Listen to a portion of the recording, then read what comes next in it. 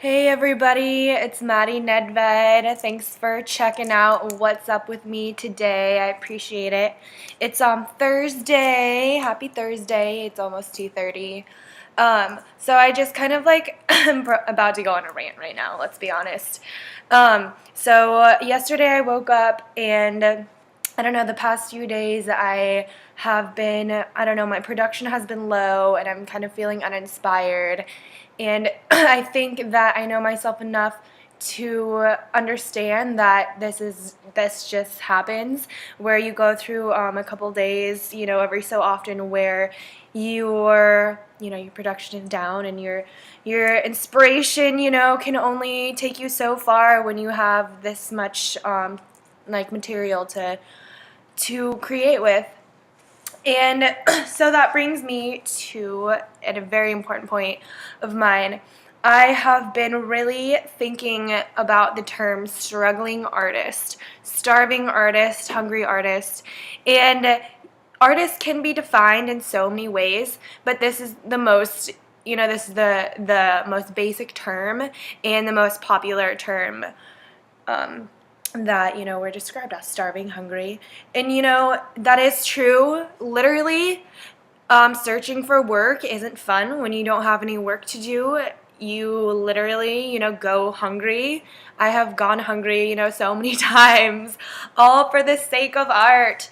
But I do it because it's a sacrifice that I'm making to do what I love and continue to be able to do that. So starving artists. Starving for work, starving for food, but mostly starving for inspiration, starving for creativity. And I guess in my case, not everybody's case, not everybody is like this. I talked about this with my mom this morning, and we actually got into an argument because we disagreed. But I see it for myself as I'm the most inspired and creative when there's turmoil in my life, when I'm like in love with someone, or I just broke up with someone, or I'm hungry, or I'm broke, I don't have any gas in my car, I'll have to walk to work or ride my bike, or just things that put you down. That's where you upcycle, and create product for yourself. Create product that you can use as input and coax it into inspiration to produce an output. And that, I guess, is a really important thing to understand about artists, that it's sometimes, your creativity will leave you. And at times it's because you've pushed out so much, and at other times there's other reasons, artists are inspired by things in their life, and people always say, don't mix business with your personal life.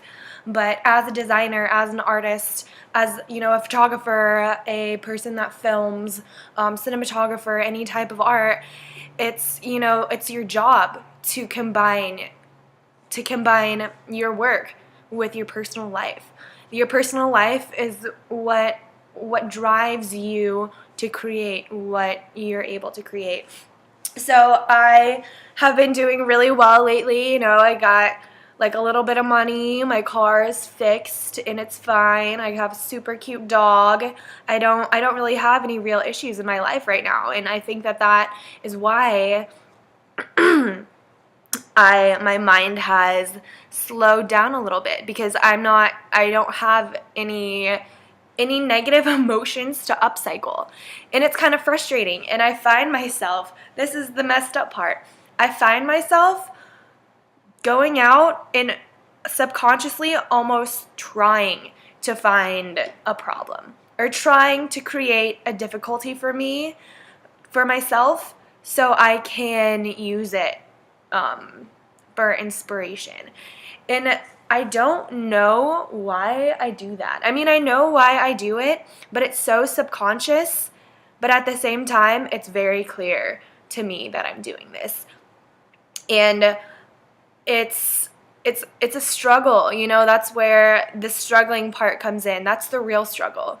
It's not because we're hungry. It's not because we don't have work. I mean, yes, it can be. But in the grand scheme of things, the struggling artist is struggling to find emotion, they're struggling to find love and passion, and they're trying to inspire people while trying to get themselves to where they want to go as well.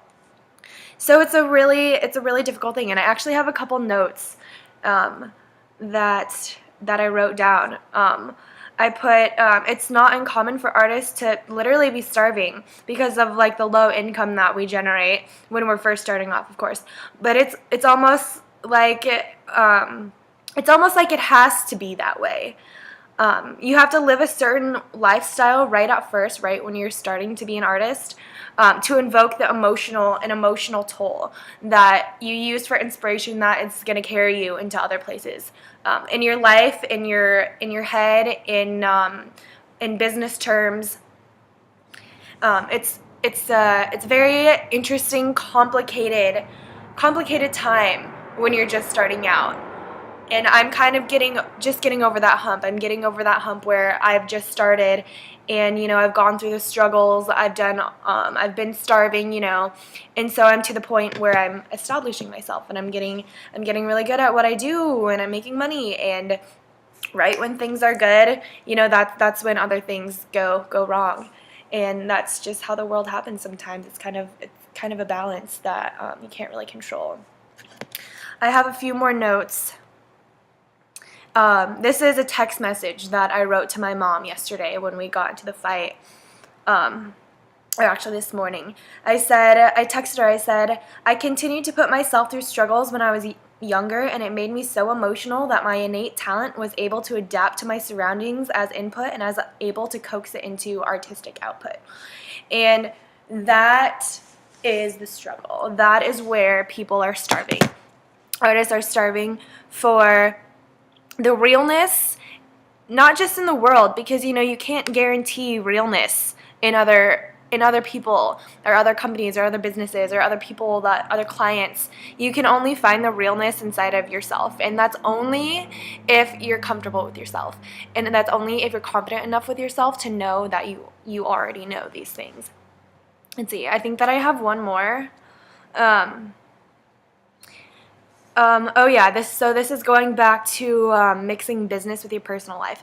People normally say not to mix business life with personal life, but to an artist, personal life directly affects the business life, and you have to let it. You don't have an option. You're forced to merge these two juxtaposing entities of life to form the inspiration needed to deliver maximum creativity. It's about extracting and almost mixing the right combination of your own experiences with the harshness of business and work to create your potion, your code, the code that you're trying to crack. And so I guess my main point, what I'm really trying to, the message that I'm trying to convey is that, it's okay to not be at your top. Because either way, if you're doing things right, you are always at your lowest point in life. That's where I feel like I'm at right now. And even though I've had much, much, much lower times than this, I feel like this is still my lowest point. Although I've made a lot of progress so far since I was at my actual lowest point, but I still feel like I'm confident enough to know that the only way that I can go is up from here. And that's it. It's simple. And you run into these roadblocks, and you run into these, areas of blankness as a creative person and as an artist, and it's really hard to understand these emotional things, because other people that are working don't have these types of issues, of mixing, emotional things with your work. And they definitely don't have the same struggle. Oh no, my computer just went black. Oh no. Uh-oh. Okay, there we go. So yeah, that whole computer thing was distracting. But so yeah, it's okay to not understand yourself, but this is me kind of trying to explain why you may be feeling this way, the same way that I'm feeling right now. Low production, low creativity, trying to be inspired, It's a rough thing to go through, but I sat in bed yesterday for several hours and thought about this, and this was what I came up with. So I don't know if that helps anybody. It's This wasn't really an advice video or like a how-to video. It was just kind of me explaining, my view of a struggling, starving artist, not just for food, but for inspiration, for people, for emotions. It's a term that is narrowly projected, but to an open mind, it's a much bigger thing, and it's really important too. So I hope that you got something out of this. If you're struggling, just know that it's not always like this. It's not always, you have obviously your high points and your low points, but the most important thing to know is that right now you're at your lowest point, and it doesn't sound like a positive thing, but it really is. And so that's just what you have to keep in mind. So with that, I will close. I hope you guys enjoyed my rant. I know it was a little long, but thank you for listening if you did listen, and I hope that you have a beautiful rest of your Thursday. Bye.